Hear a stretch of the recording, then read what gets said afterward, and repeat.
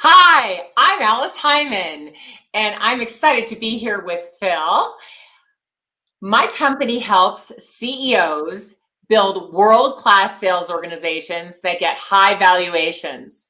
The best advice I've ever had is wear comfortable shoes.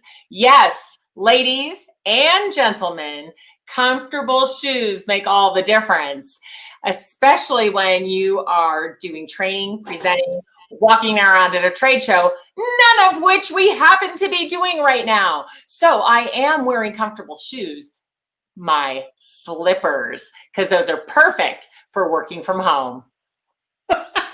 That's great. Well, I'm wearing my shoes too, and they're even though they're leather, they're slip-ons too. So that's Yeah. great advice. I love I have that. These are super comfortable. my UGG slippers on. They're warm, so my toes, stay cozy under my desk. And, they're kind of cute too. So they really serve a dual purpose. Awesome. That's good. That's good. So UGG slippers, huh? So because I remember, so I'm from Wisconsin, and Wisconsin is the home of Allen Edmonds shoes. I don't know if you knew that or not. Oh, Made I in Port, I know yeah, that. yeah, made in Port Washington, Wisconsin, and we would wear them. And I'll tell you, they were not, they're super high quality, but they're not always the most comfortable. So I like that advice because they've since changed, right? But I remember 25 years ago when I started wearing dress shoes, I was like, man, these are not as comfortable as anything else. So now I just wear shoes, typically dress shoes anyway, without laces. But I'm super glad that you're here, Alice. It is great to spend time with you. I've seen your work and we've talked for years, which is super fun. And you're in Nevada, so or is it Nevada? How do you pronounce it? Oh, please. Now, listen, this is why we held up our vote count releasing that because all the newscasters kept saying Nevada, you know, and yeah, it's Nevada.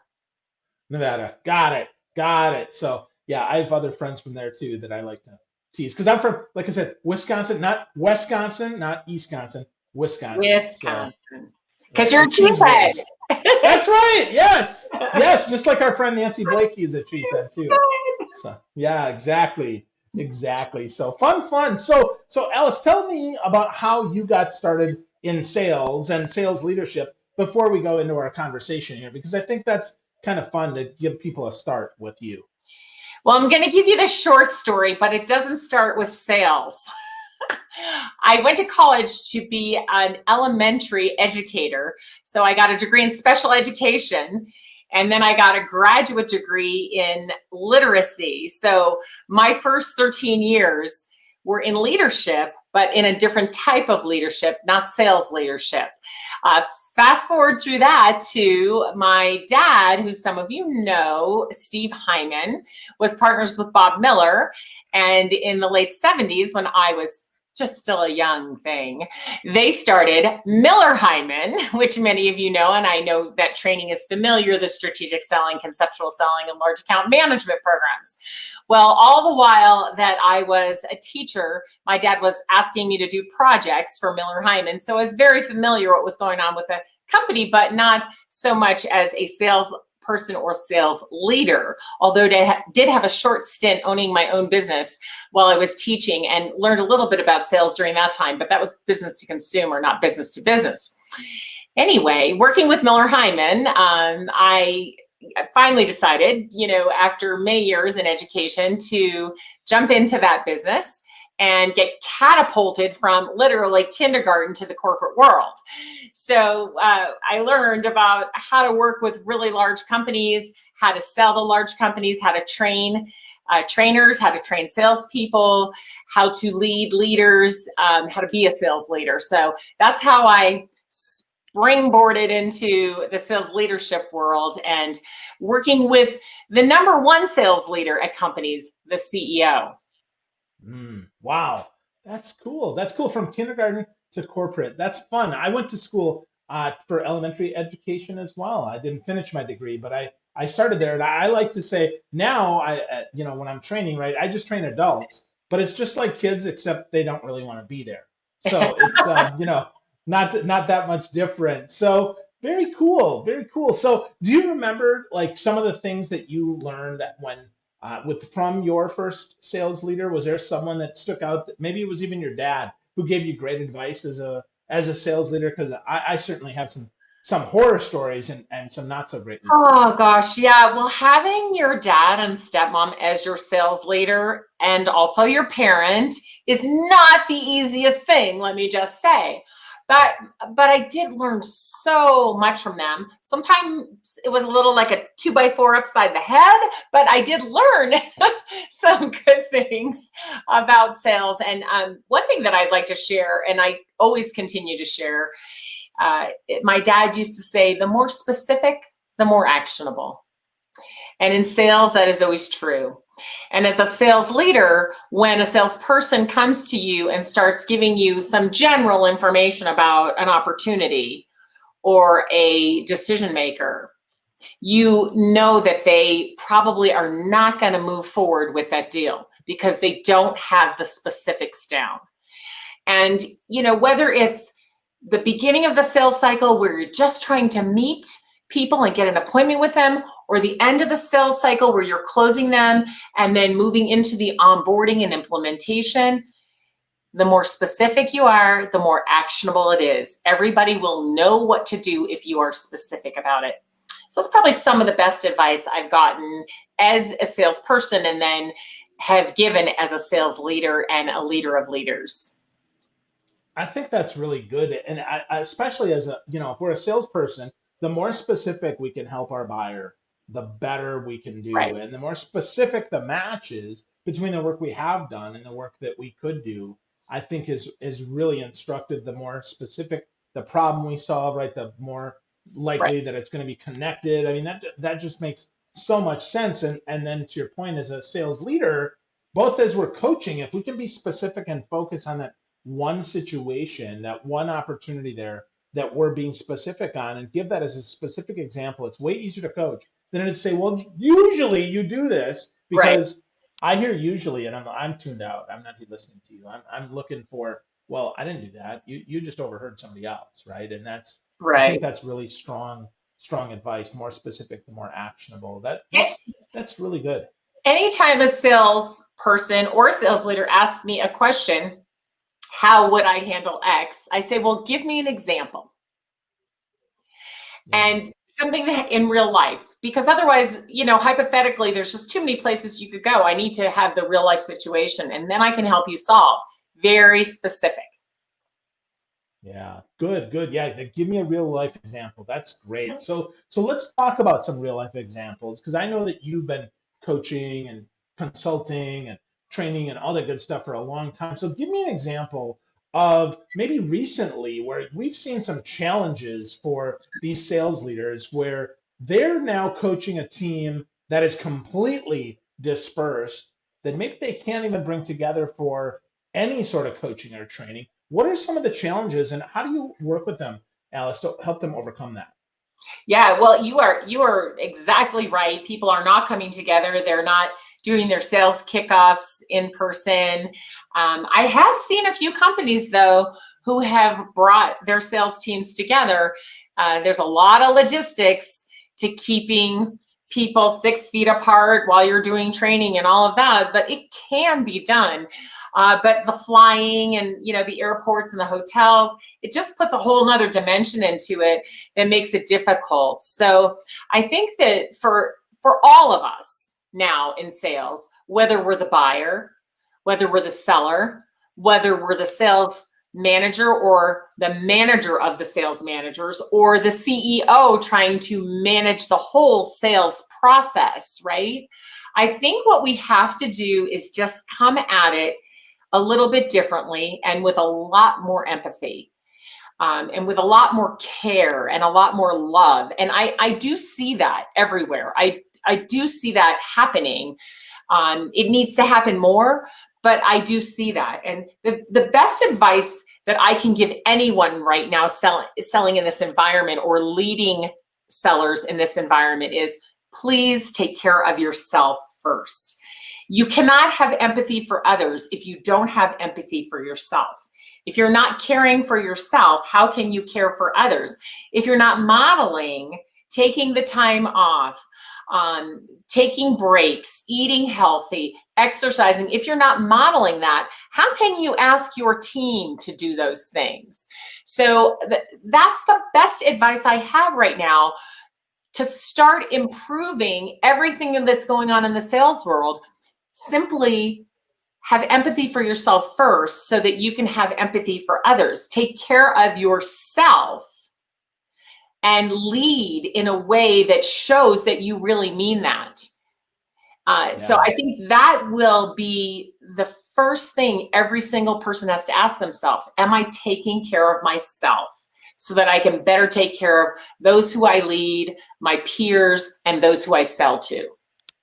Yeah, the old put your oxygen mask on first. Many Yes, of us haven't been on airplanes for 9 months, but it's still super true. You have to do it for yourself first. I mean, if I'm draggy, if right. I'm weak, right, if I don't have energy, that doesn't shine through. And how the heck can I expect anybody else to have it if I don't have it myself? I think that's brilliant, brilliant advice. And so as we do that, let's talk a little bit about some leader self-care. You mentioned lunch, you mentioned taking breaks, but during this time, I mean, there's a fine line between kind of caring for yourself and maybe being lazy, or taking care of yourself and maybe being negligent, right? Taking too much for yourself, or is there, Alice? What do you think? Well, I think that right now, um, we do need to do more care for ourselves than probably ever before. A lot of people are putting on a happy face on Zoom and then they get off Zoom and I mean, they're literally so exhausted they cannot do anything.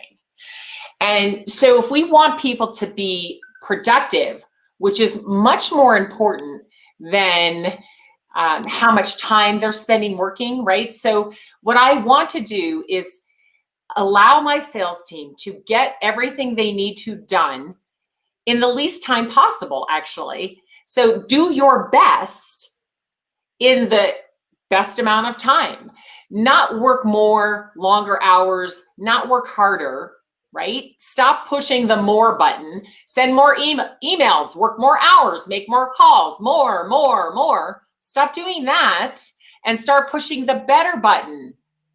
Let's do this a better way. If I can get all my work done in 4 hours a day, hallelujah.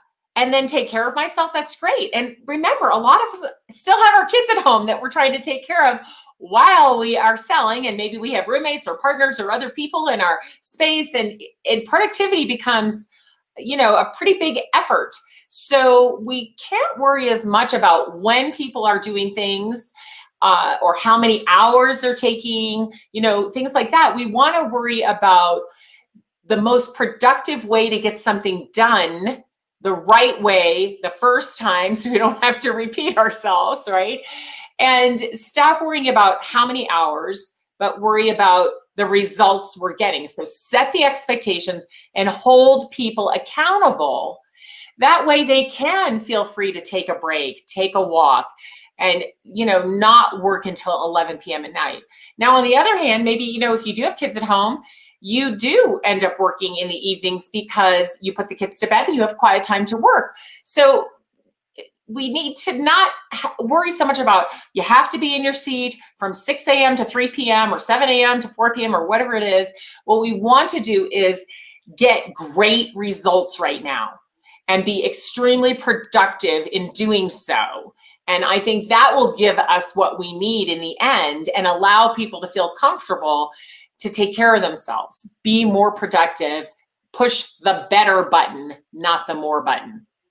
I love that. I love that you said that, right? Stop pushing the more button, start pushing the better button. That is what we want. We want real results. We're not looking for more time in chair. And I think that's often a miss. I mean, especially now, I think people feel like they have more to prove because we can't see them, Right. right? They're like, no, hold on. No.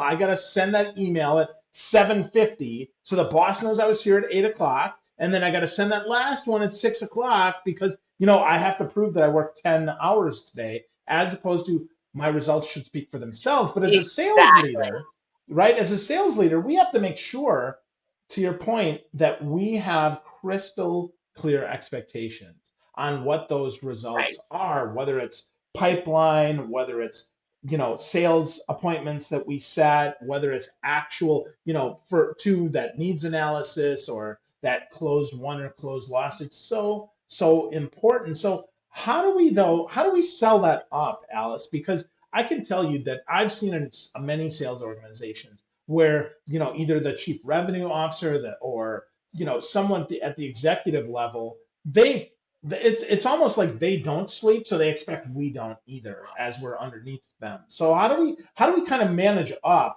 so that we get that productivity when we know that often those executives, they haven't been selling for 20 years, but yet they still have the same old ways. Right. Well, again, back to setting those expectations, be extremely specific about the results that you require and how to get those results. Be specific about that. And I've actually had to tell some sales leaders and CEOs lately to stop sending emails after 7 p.m. and to stop expecting answers. And Sunday nights, Sunday's the worst. They're sending out stuff on Sunday, when people are trying to get ready for their own weekend stuff, and then they're expected, right, to hurry up and answer. And they're like, oh no, I don't expect them to answer. I just figured I'll be there for Monday morning. If you are modeling the behavior of working crazy hours and sending stuff out at all hours, it doesn't matter what you tell others, they're going to see your behavior and believe that they expect you to have the same behavior. So you cannot do the do as I say, not as I do routine. You have to model, and you do have to set expectations, be specific, hold people accountable, and show them how to get the things done that they need. And this is where some good training and coaching comes in, of course. But sales leaders, if you truly believe that your salespeople, your sales leaders should not respond to you, at all hours of the day or night, then stop sending them messages at all hours of the day and night. I know if you're like me, and I'm guilty too, you get a thought and it's like, right? Well, write it down somewhere and then send it in the morning. Or if you do an email, you can use that fancy little feature that tells it to send at whatever time you want that email to send at, so that it doesn't come at midnight. And or if you just simply can't help yourself, you need to say clearly to people, listen, I make an email or an instant message when I think of it so that I don't forget it. I absolutely 100% do not expect you to respond to me until it is your work hours. And in fact, if you do, I'm going to be mad at you. So again, clear and specific about what you're doing, why you're doing it, and what the result is that you expect. You expect them to respond at a reasonable hour when they start working again, not at your whim. I like that. I think that's so important that we're crystal clear with that. And you made that very clear to me, and I really, really appreciate that, because I think that is a big miss for so many. So as we do that, though, you mentioned something earlier that I want to circle back to, and that is, Sure. you said about the buyers, right? That the buyers are different now, and that we have different empathy for them. But I think they have different empathy for us too, right? As salespeople, because now they're in our space. And you talked a little bit about this before we went live. Talk to me about the way buyers are different now that they're working from home too. Well, I think what's interesting is that many sellers have worked from home for years. Because most of our sales teams are globally dispersed. And so they work out of their home or a WeWork space or something like that. Now, inside sellers, yes, typically they do come into the office, of course. But even some of our inside sellers travel and like that. So they're used to, a combination of how they work. But buyers have never worked from home.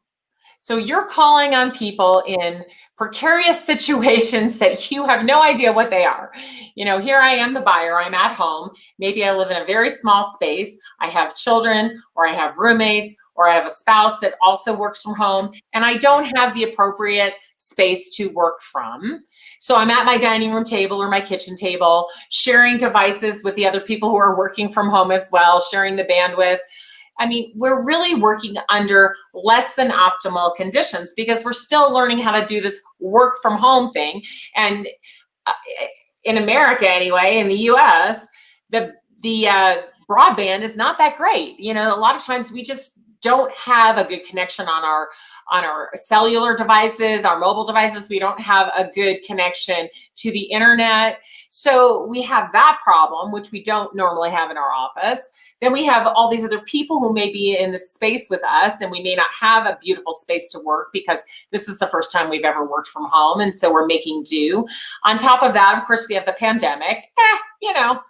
Big deal, right? People might get sick. We've got all these worries. It's like, yeah, and the pandemic's still going on. So we have that, and you're thinking, yeah, we're trying to put on a smiling face, but we have that going through our head. Will I get sick? Will my mother get sick? Will my kids get sick? Will there be a vaccine? Will I take the vaccine? I mean, oh my gosh, yeah, that's going through everybody's mind. They can't help it.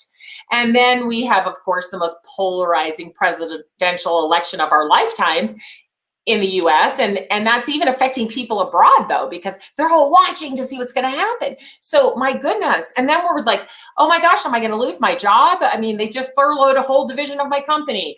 Am I going to be next? If I don't do a great job, if I make the wrong decision, if I buy something from you and I put my company at risk because I did that, because your company goes out of business or your company can't perform, I'm really in a tough situation.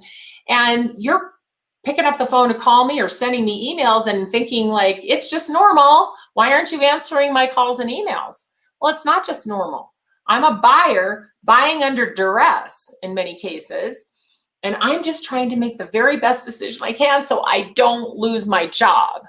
And also make things easier for my company by making this purchase or make things better or fix a problem. So you need to have tremendous empathy for the people on the other end of your sale, right? The buyer, the centerpiece of your sale. And of course, with a complex sale, there's not just one person that you're selling to. There's many people, and all of them have any combination of the things that I just mentioned going on in their world right now that you have to be sensitive to. You don't have to bring it all up. You don't have to talk about all of it, but you need to be sensitive to it, because on any given day, you don't know how frustrated a person might have been trying to teach the new math to their kid right before they got on the phone with you. So I think that's what's different. People are talking about virtual selling, but what's different is that people have so much pressure and so many odd circumstances placed upon them that they've never had before. Wow. I think you're completely right. I know that when I work from home, and today I'm in the office, but when I work from home, we've got two people that are both in sales that are on the phone all day. Sometimes the kids are home. We got two kids and then two dogs, and not to mention the doorbell ringing. We got the lawn people coming by. We got a neighborhood, all this stuff.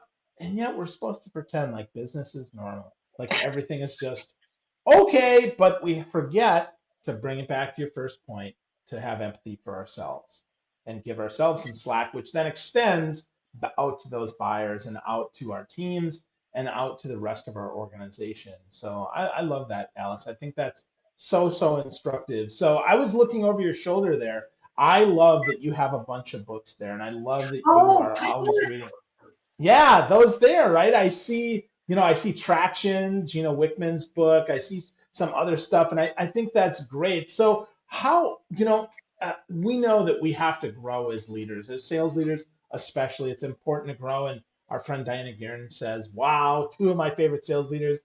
Love Diana, of course, the Reverend Sales Girl, right? So she's great. And This is in high. yeah, heck yeah. So with that though, how do we set a cadence for learning, or how do you set a cadence for learning, or is it just something you kind of fit into the gaps? Well, that is a really interesting thing to discuss, especially with the world being the way it is.